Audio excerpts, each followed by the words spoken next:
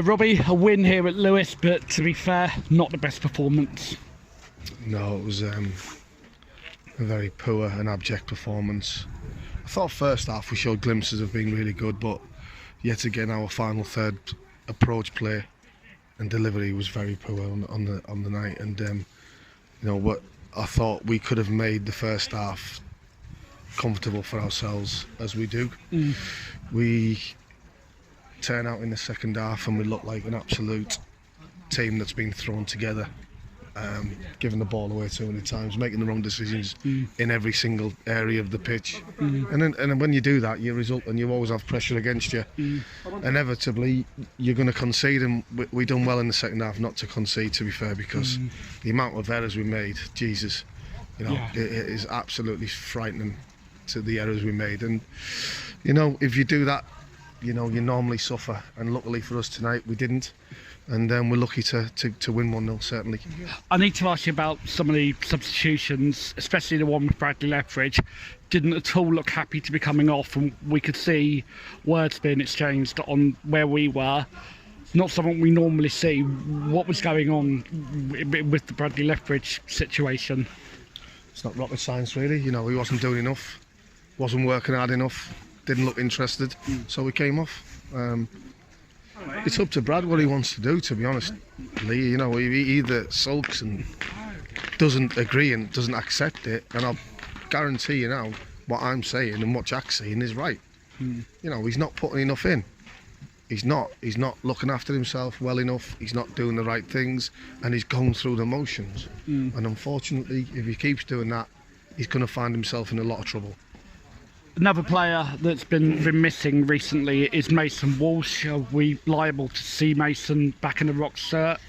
I don't know. I'm not too sure. I know he's got a problem with his hip flexor or something along them lines, and he's struggling. He's struggling, and you know, we've said to Mason, there's no point in coming in. He needs to go and get some professional treatment on it, and we'll take it from there. But to say, is he going to be back in the Rock shirt this year? I'm not too sure. This season, I'm not too sure. That's fine. Going back to tonight's game, player of the match for me, pretty much an easy one. Keaton Wood. He's taken a lot of criticism recently. I don't necessarily agree with it myself, but tonight I think he's proved a lot of the doubters wrong. No, I think he was exceptional. Absolutely exceptional, and if it wasn't for him and Amadou, you know, we probably would have lost the game. So great credit to Keaton. I thought he was outstanding in the game. Some of the criticisms he's taken has been a little bit unfair, hasn't it? Yeah, I mean, you know, if listen, he's a defender, and if we're giving goals away, goals cheaply, you come under stick. You know, if you're a team that's keeping clean sheets and you're drawn 0-0, your centre forwards are going to come under scrutiny and stick. And you know, he's bounced back really well tonight, and I thought, like I say, I thought he was outstanding. One player that was here tonight, and we know now he has officially signed, I've got a smile on my face, is Christian Campbell. KC and Sunshine Brand is back. Yeah, no, we're pleased to have Christian. It's going to be a great addition for us, and you know, we're just, you know, lucky to have him, and we know we can't wait for him to get started. And you know, we look to have him. He'll give us a lot of quality, and you know, we've got to try and, you know, get him fitted in as quick as we can and go from there. You're always fair and honest in interviews, so I need to ask you about the Joe Piamo challenge for the penalty or not penalty. It wasn't given. What was your view on it? It's very, very, very tough to see from there, but I actually didn't think it was a pen. I think it may be just been a coming together, because I think at one stage initially Jerry got in front of him.